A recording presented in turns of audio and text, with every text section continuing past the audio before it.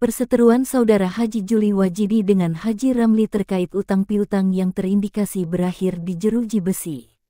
Sambas, Kalimantan Barat, Senin, tanggal 2 September tahun 2024, di Pengadilan Negeri Sambas berlangsung sidang yang berlangsung di ruang sidang utama Pengadilan Negeri Sambas. Hanri Ikhvan Adityo SHMken, selaku Hakim Pemeriksa Perkara didampingi Irma Mayasari SH selaku Panitera Pengganti telah membacakan pokok-pokok penolakan permohonan pra-peradilan. Adapun alasan Hakim menolak pra-peradilan pemohon dikarenakan Polda Kalimantan Barat selaku termohon telah memenuhi prosedur administratif dan dua alat bukti yang cukup sebagai bukti permulaan dilengkapi persesuaian dan petunjuk yang diperoleh termohon dari berita acara pemeriksaan saksi M. Rizal dan Haji Khairul Bariah AMD, maka dapat dinyatakan sah dan terpenuhi menurut hukum. Hadirnya dua alat bukti permulaan berupa berita acara pemeriksaan Laboratorium Forensik nomor 0060 DTF 2024 tanggal 27 Juni tahun 2024 dan berita acara pemeriksaan Laboratorium Forensik nomor 0061 DTF 2024 tanggal 2 Juli tahun 2024 yang menyatakan adanya tanda tangan non-identik atau merupakan tanda tangan yang berbeda dengan tanda tangan Ramli dan Katrina, telah membuat hakim yakin dalam memastikan terpenuhinya bukti permulaan. Selain itu, secara administratif sebelum berita acara pemeriksaan tersebut ditandatangani, termohon telah membacakan, memberitahukan, tidak adanya paksaan, ancaman, janji, intimidasi dan segala macamnya serta didampingi oleh penasihat hukum selama Haji Juli Wajidi diperiksa sebanyak 4 kali di Polda Kalimantan Barat, juga membuktikan seluruh prosedur penyidik juga dipenuhi. Selanjutnya, pada saat membacakan putusan ini, Hakim memberikan catatan persidangan yaitu dalam perkara Akwo ditemukan adanya irisan yang kuat antara hubungan hukum keperdataan dan hukum pidana, maka seyogyanya termohon bersikap cermat, teliti, dan hati-hati dalam melakukan pemeriksaan mendalam khususnya terhadap akta-akta notaril yang terbit termasuk peran-peran pihak lainnya yang senyatanya terlibat, turut serta, dan pembantuan dalam melakukan dugaan adanya tindak pidana. Polda Kalimantan Barat selaku termohon juga dituntut ketelitiannya untuk memperhatikan putusan pengadilan antara Haji Juli Wajidi dengan Ramli Bani dan Kartina sebagaimana telah diputus oleh Pengadilan Negeri Sambas nomor 8 PDT, G. 2023 PN Sebjo. Putusan Pengadilan Tinggi Pontianak nomor 81 PDT, G. 2023 PTPTK, yang saat ini masih berproses kasasi di Mahkamah Agung RI. Ini penjelasan langsung kuasa hukum Saudara Haji Juli Wajidi, dan penjelasan dari pihak Polda Kalbar yang disampaikan Dwi Harjana SHMH. Dari Sambas mengabarkan, Samsul Hidayat dan Rizal Farizal. Bang, terkait dengan peradilan yang diajukan oleh klien Abang Haji Juli Wajidi itu ditolak itu, terus langkah hukum ke depannya ini bagaimana nih Bang yang akan dilakukan Abang bersama tim? Ya, langkah hukum ke depannya karena pra-peradilan kita ditolak, apabila sampai kepada pengadilan negeri, maka kita akan mempertahankan dari segi pembuktian bahwa pemohon pra-peradilan itu tidak ada melakukan tindak pidana. Bang, antara Haji Juli ini yang perkaranya yang dilaporkan oleh Saudara Ramli ini dengan kasus yang dalam proses kasasi ini ada keterkaitan nggak itu Bang? Ada proses keterkaitannya karena yang disita itu adalah objek perkara jual beli sertifikat nomor 131.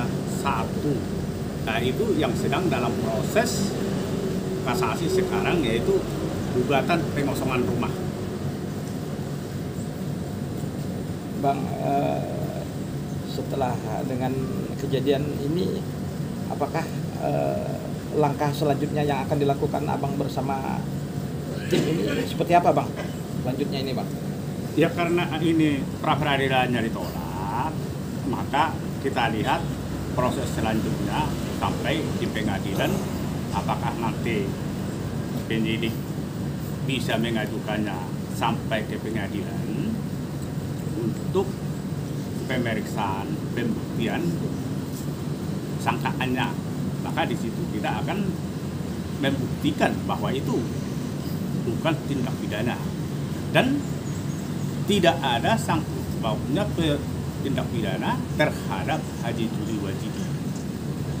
Nah, karena Haji Juli Wahyidi adalah penerima sertifikat sebagai jaminan utang daripada pelapor, di mana penerimaan sertifikat itu diberikan tanda terima sebagai jaminan. Jadi tanda bukti penyerahan bahwa ada sertifikat yang diserahkan oleh pelapor terhadap pemohon pra peradilan, yaitu tanda bukti penerimaan penyerahan jaminan utang oleh utang pelapor terhadap pemohon pra peradilan.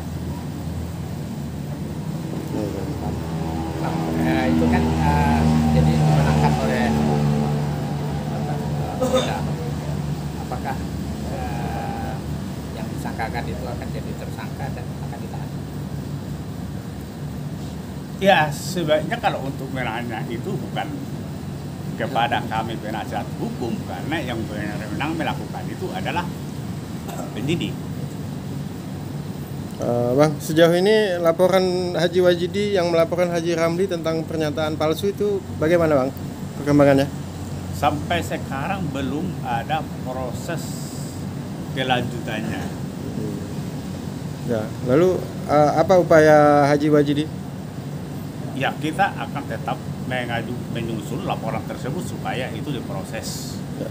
Karena itu adalah laporan melakukan tindak pidana, yaitu dengan laporan menerbit permohonan untuk menerbitkan sertifikat pengganti dengan alasan bahwa sertifikat hilang, padahal sertifikat itu dijaminkan kepada Haji Juli Wahyidi. Ya. Kemudian, Bang, terkait pidana pemalsuan yang dilaporkan Haji Ramli, melaporkan Haji Ramli yang melaporkan Haji Wahyidi itu di objek yang mana, Bang?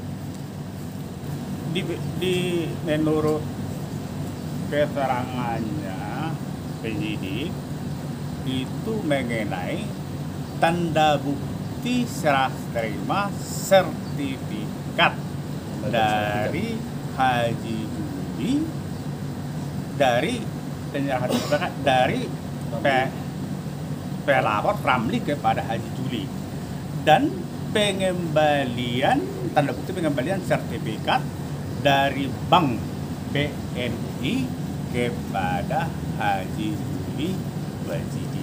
Kalau terkait sertifikat yang nomor 131 tidak ada persoalan, Bang, AJB-nya? Belum, sampai saat ini kita lihat belum ada persoalan yang disampaikan baik dari segi hasil pemeriksaannya, karena itu jual beli itu di hadapan pejabat PPAT. Pejabat PPAT adalah pejabat yang berdasarkan undang-undang. Terkait dengan sidang pra peradilan Haji Juli sekarang, jadi pra peradilannya itu ditolak ya, Bang. Bagaimana ini, Bang? Apakah nanti Haji Juli Wahyidi akan ditahan, dilakukan penahanan atau bagaimana nih, Bang? Sebagaimana yang saya katakan pada awal persidangan kemarin, bahwa pra peradilan ini mendasari Perma nomor 4 tahun 2016 pada bab 2 ayat 2 menyatakan bahwa ketika permohonannya itu dalam hal penetapan tersangka, maka dia hanya memeriksa aspek formil saja dari apakah ada atau tidak dua alat bukti yang cukup. Kemudian dalam persidangan ternyata termohon mampu menghadirkan dan membuktikan melalui bukti surat dan saksi bahwa administrasi prosedural itu sudah dilakukan untuk tata cara diatur dalam KUHP, dan khususnya dalam hal penetapan tersangka sebagaimana keputusan MK 21 PUU Nomor 12 2014 bahwa penyidik sudah memperoleh 2 alat bukti yang sah yang diatur sebagaimana pasal 184 KUHP, sehingga hakim tunggal memaknai bahwa aspek formil sudah terpenuhi atau sudah tercukupi dalam hal termohon sebagai penyidik dalam melakukan penetapan tersangka, walaupun ada beberapa materi dalam putusan itu terkandung bahwa nanti akan ada beberapa irisan antara hubungan keperdataan dan tidak pidana tersebut. Itu nanti akan dibuktikan di persidangan perkara pokoknya, apakah ada relevansinya 2 alat bukti tadi untuk menggambarkan atau mengkonklusikan apakah ada perbuatan pidana terhadap pemohon.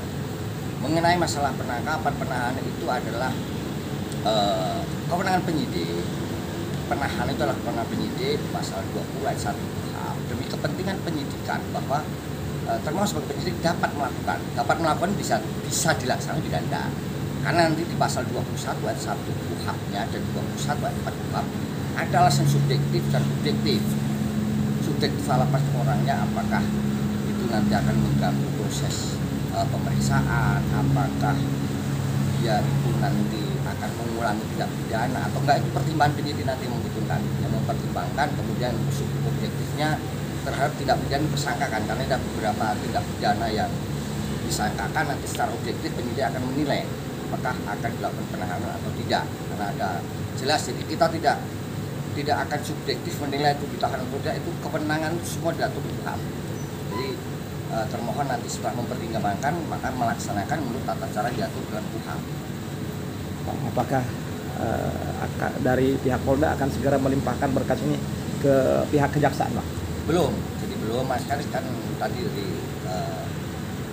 bahwa suatu berkas perkara itu masih akan kita lengkapi, karena suatu proses penyidikan ini kan banyak administrasi penyidikan yang harus kita rapikan, yang harus kita ini mungkin ada perlu biaya tambahan, kalau data tambahan, baru kita nanti tahap satukan itu dalam rangka penyerahan berkas perkara kepada jaksa peneliti kejaksaan untuk meneliti berkas kita apakah sudah lengkap secara formal atau maupun materinya. Ketika nanti setelah tahap 1 atau penyerahan berkas perkara, penyidik itu kepada jaksa, kemudian jaksa melakukan penelitian. Ketika penelitian sudah menyatakan bahwa secara formal dan material lengkap, maka akan dikeluarkan namanya P21 atau pernyataan dari JPU, jaksa penuntut umum atau jaksa peneliti di sini, bahwa berkas itu secara lengkap secara formal maupun material. Bang, waktu berapa lama nih Bang yang harus dipersiapkan nih Bang untuk pelimpahan berkas ke kejaksaan ini, Bang? Tidak ada urusan waktu, tidak ada batasan waktu di sini. Dan jelas kapan ada batasan waktu ketika kita atau termohon melakukan penahanan. Maka sebelum penahanan selesai harus sudah dilimpahkan dalam artian tahap 2-nya, karena kita ada batasan waktu dalam penahanan. Ketika belum lebih fleksibel nantinya sampai berkas perkara tersebut dinyatakan sudah lengkap secara formal maupun material. Sudah Pak ya? Saya kira sudah semuanya. Terima kasih rekan-rekan pers. Itulah dinamika hukum. Jadi pra peradilan bukan momok tapi sebagai kontrol sosial melalui lembaga pra peradilan terhadap penyidikan maupun oleh penyidik Polri. Tentunya kita juga berusaha untuk menjadi termohon untuk menjadi penyidik yang profesional dan presisi, yang berkeadilan. Jadi tidak ada kata-kata untuk kita berpihak kepada satu perkara, itu tidak, karena kita juga dikontrol oleh internal maupun eksternal, baik dari Wasda maupun dari Propam serta dari lembaga eksternal lainnya. Terima kasih.